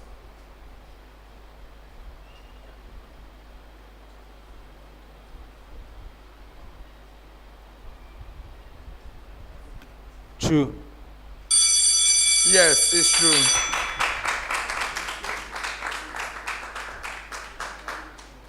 SD Dombo. The goal of reverse logistics is primarily to reduce transportation costs in the supply chain. True or false? The goal of reverse logistics is primarily to reduce transportation costs in the supply chain. True or false?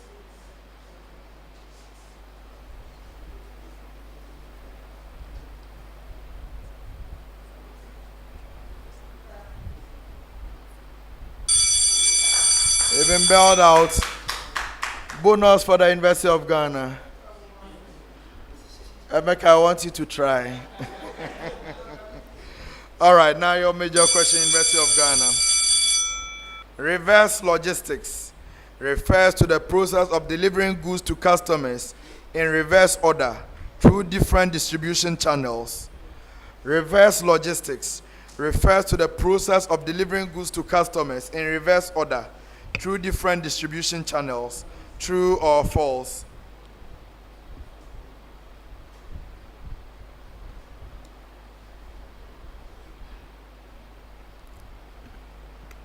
True.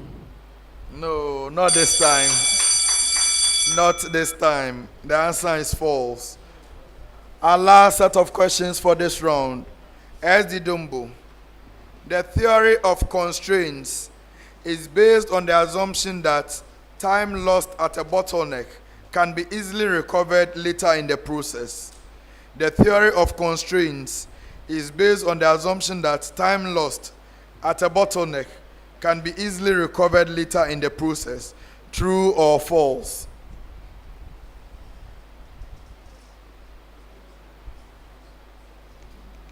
False. Yes, false. The University of Ghana. The primary goal of the theory of constraints is to reduce operational cost. True or false? The primary goal of the theory of constraints is to reduce operational cost. True or false?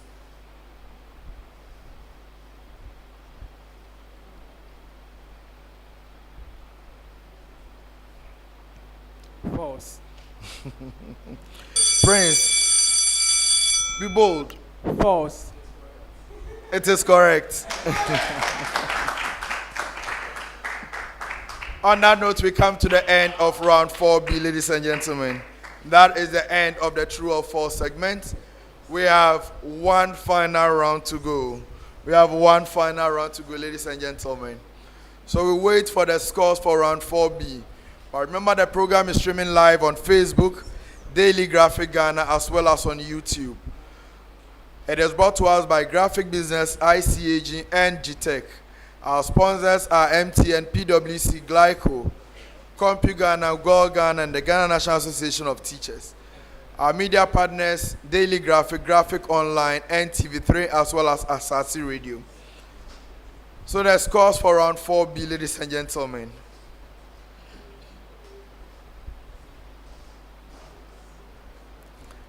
All right, so the scores.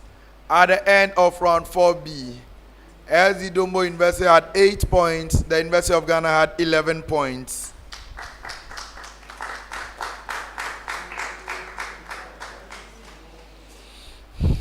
We have one final round. The last final or the last round for the semi-final contest. This will be the riddle segments.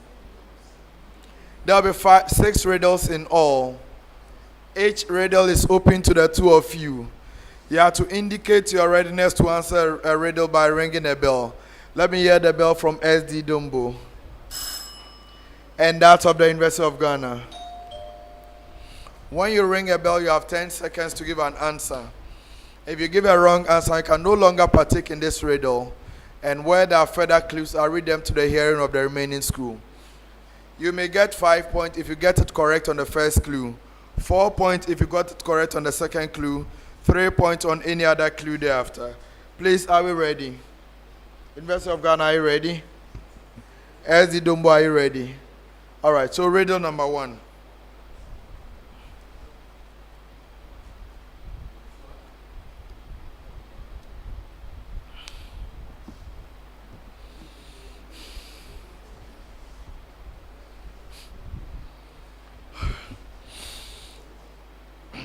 Riddle number 1.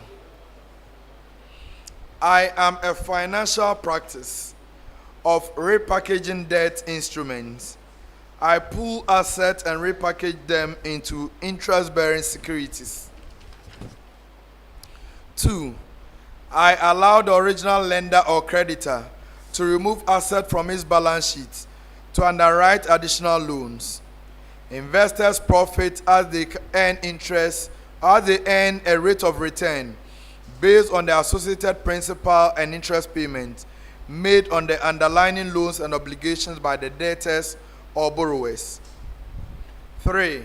The new financial instrument may be divided into different sections called tranches.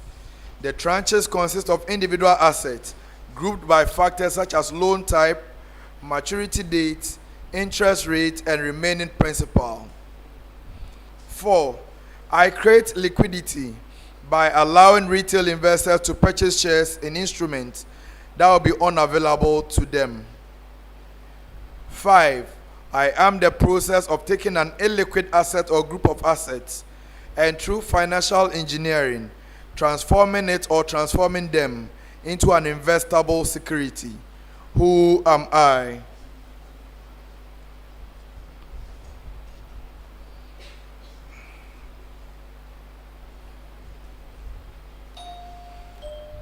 University of Ghana.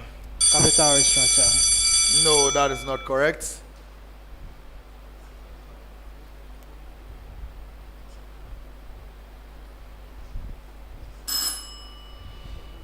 SD Dombo.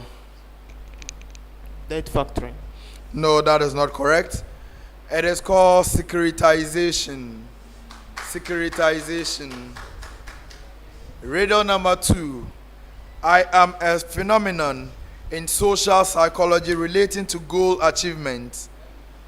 The first known research on me began in 1913 with rope pulling experiments by Max Rengelmann, who found that members of a group tended to exert less effort in pulling a rope than did individuals alone.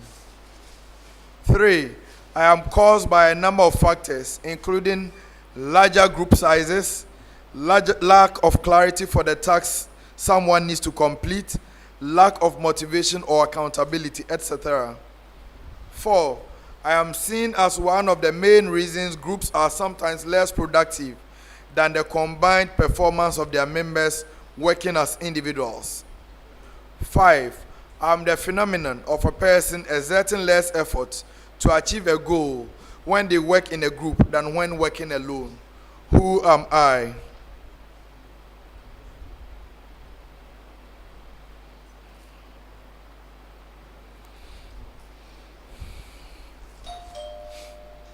University of Ghana.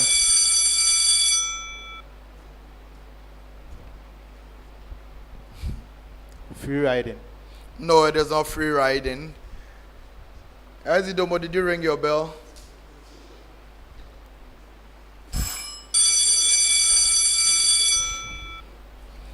Group cohesion. What? Group cohesion. No, that is not correct. It is known as social loafing.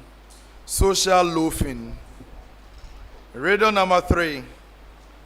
I am a theory in mass communication, psychology, behavioral and social science, as well as visual communication, commonly used to understand the media effects. Anthropologist Gregory Bateson is credited with first positing the theory in 1972. I am sometimes referred to as second-level agenda setting because of my close relation to the agenda setting theory. 4. I occur in the media mostly because of time and resource constraints on what can be reported. 5. According to the theory, the media highlights certain events and then place. Yes, University of Ghana. Gatekeeping theory. No, it is not a gatekeeping theory. According to the theory, the media highlights certain events and then places them within a particular context to encourage or discourage certain interpretations. In this way, the media exercises selective influence over how people view reality. Who am I?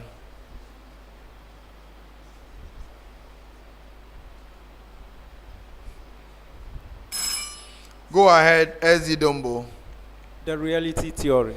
No, it is a framing theory. Framing theory. Riddle number 4. I am an important concept in risk management. I am part of the first crucial step in the development of a company's risk management program. 3. There is no one correct methodology used to define me. On the contrary, you can use a variety of tactics and initiatives to engage in strategic planning. 4. I ensure that no risks are overlooked. I allow you to develop appropriate budgets and give you a language to use when discussing risks with your stakeholders. 5. I represent the list of risks the company faces or might face, coupled with a description of their severity and frequency, along with a decision as to what the company wants to do with such risk. Who am I?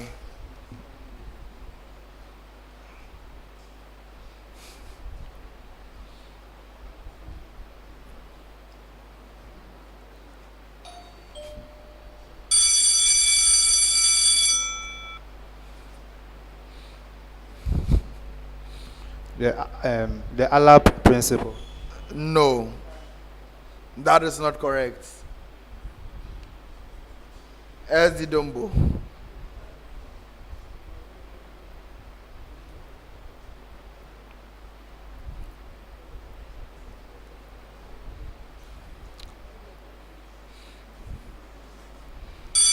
It is called a risk universe.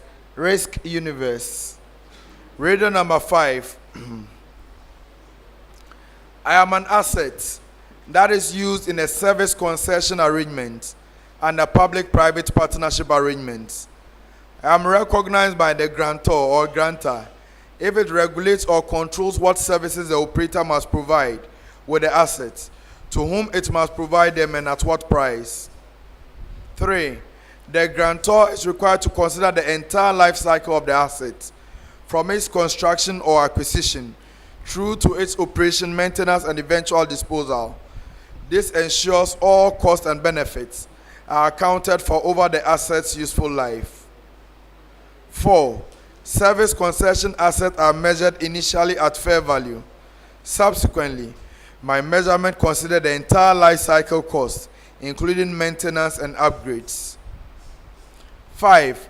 I am an asset that is used in the service concession arrangement for its entire useful life.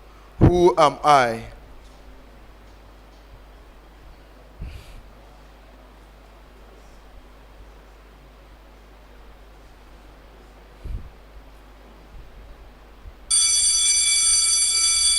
It is a whole life asset. Whole life asset. And now the last riddle for this contest. I am one of the assumptions of linear regression modeling, and data of my type work well with the least squares method. In statistics, I occur in a sequence of random variables if all its random variables have the same finite variance. A lack of me may suggest that the regression model may need to include additional predictor variables to explain the performance of the dependent variable. I am important because I identify dissimilarities in a population. Any variance in a population or sample that is not even will produce results that are skewed or biased, making the analysis incorrect or worthless. 5. I refer to a condition in which the variance of the residual or error term in a regression model is constant. That is, yes, University of Ghana. Autocorrelation. No, it is not autocorrelation. That is, the error term does not vary much as the value of the predictor variable changes. Who am I?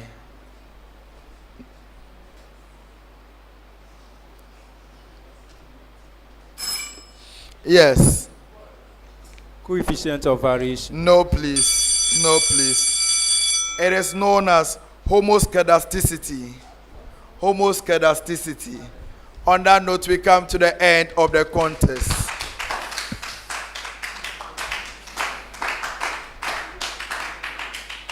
Of course, we already know the scores for round 5.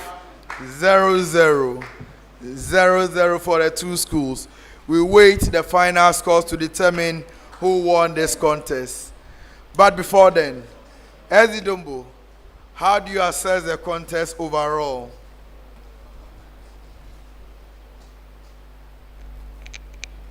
Actually, we need to sit up.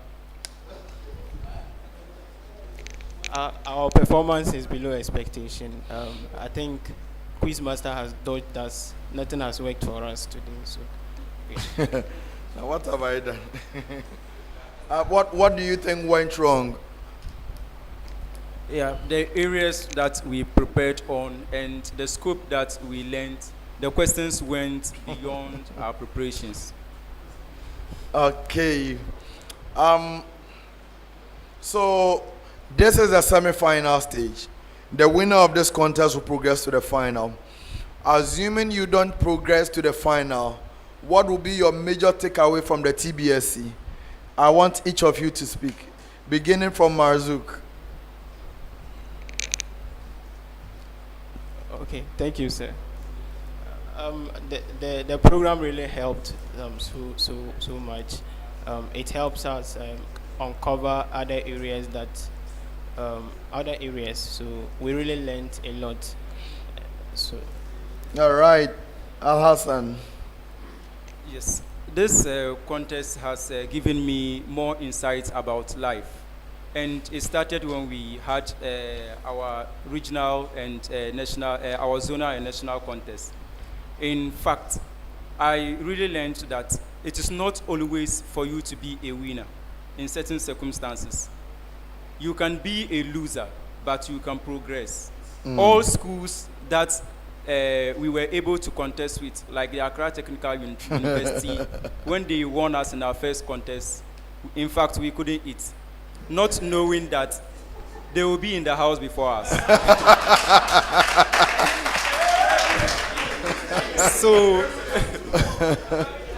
So sometimes it is good to be a loser and keep on with your morals. All right, Rukaya.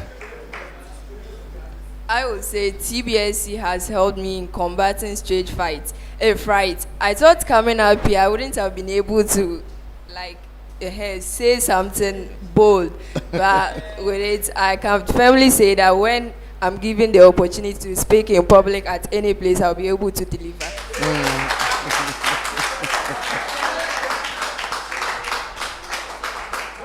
So before I leave you, what do you make of your opponents? Domo, what do you make of your opponent, the University of Ghana? Yeah, they were well prepared and determined. We were also well prepared and determined, but their preparations was intact, and at the end of the day, they had the green light to take the competition. But we are assuring them that, God willing, the team will rise stronger and come back next year. All right. Now to the University of Ghana. How do you assess your performance in this contest? So, with our assessments, we felt that we have more work to do, and this is on a positive note, because definitely after every contest, you definitely know that you have more work to do, and we just want to say that we've finally made it to the finals. Oh, you know the results already? Yeah, we do know the results, and it's a good feeling, though, but we just know there's more work to be done since we are going to the finals. So what do you think worked for you? Two things we'll talk about. One is teamwork. It's not solely about the soul intelligence of each everyone, because one person could be very good, but if your teamwork is not good, it will really cost you. For previous versions, the winners are mostly those who are very good with teamwork. Soul intelligence mostly don't really count. The second thing we talk about is team spirit.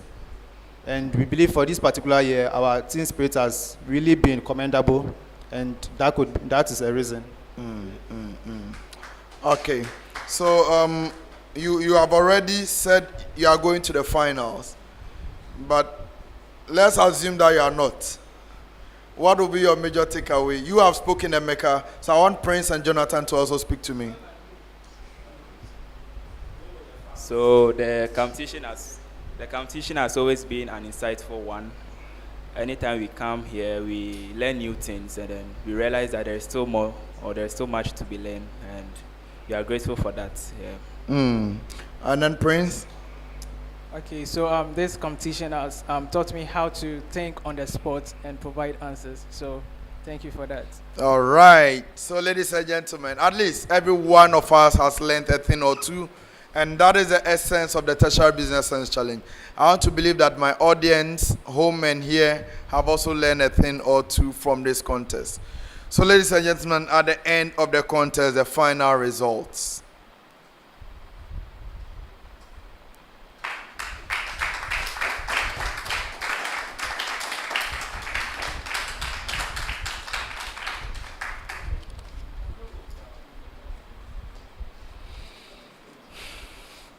So, ladies and gentlemen, at the end of the contest, the following are the final results.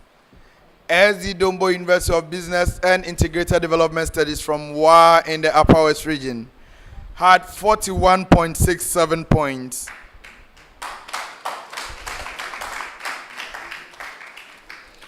University of Ghana from Accra in the Greater Accra region had 73.17 points.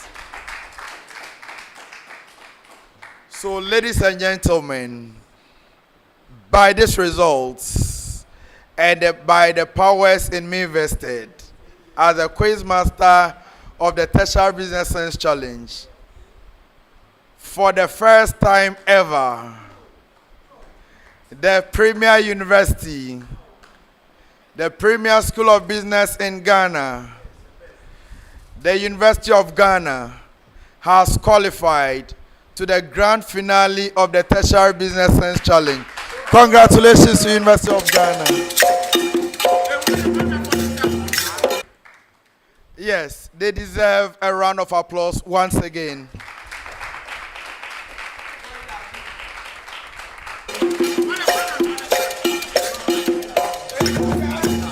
They will be joining the Kwame Nkrumah University of Science and Technology, winners of the Tertiary Business Science Challenge in 2022, and the University of Education Winneba, winners of the Tertiary Business Science Challenge in 2023.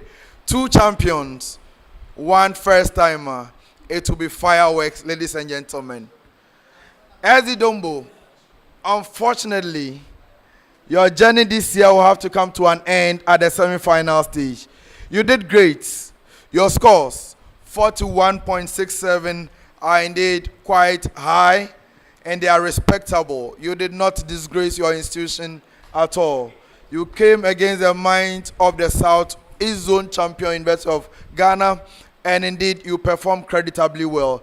Please take solace in the fact that you did not disgrace yourselves as men and women of valor. Yeah, so I'll see you next year, 2025, in the Tertiary Business Science Challenge.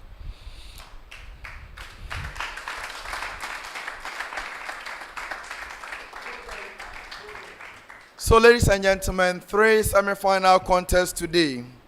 Yes, 3 winners. The winners from the first contest, the Kwame Nkrumah University of Science and Technology. They defeated the University of Cape Coast.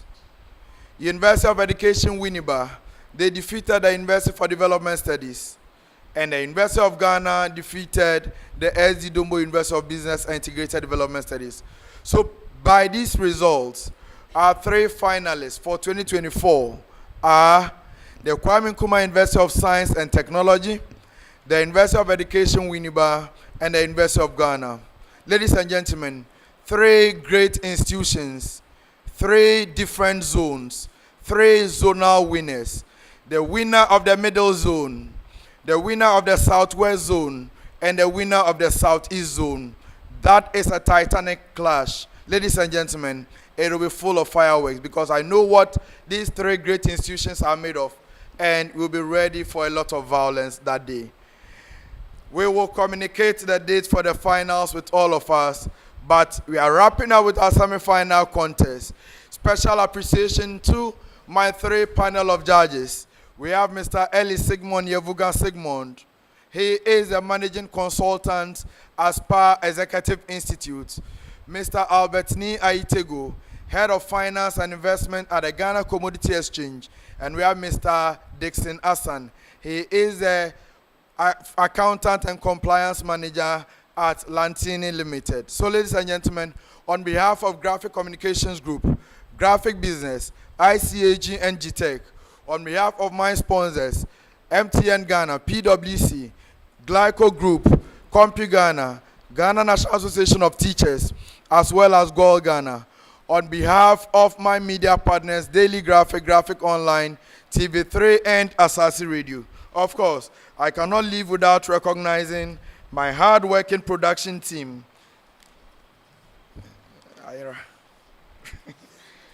And of course, my studio audience, those who join us here and then those who are watching us online.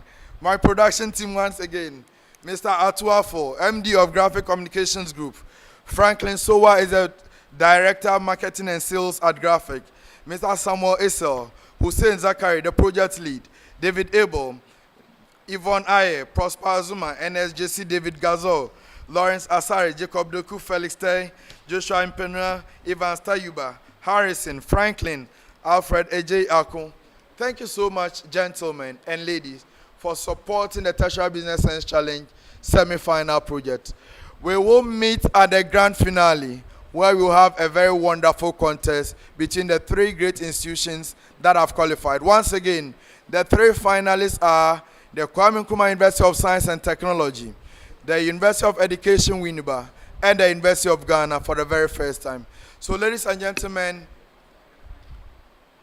I sign off, yes, with the saying that if you are a true warrior, competition does not scare you, it makes you better. And that is what the competition has done to all of these wonderful souls who are very brilliant in their own right. So thank you very much. My name is Al-Hassan Yusuf Traore. Remember that I love academic violence. I'll come your way at the finals with a lot of academic violence. I'll see you later this month for the finals. Bye-bye for now.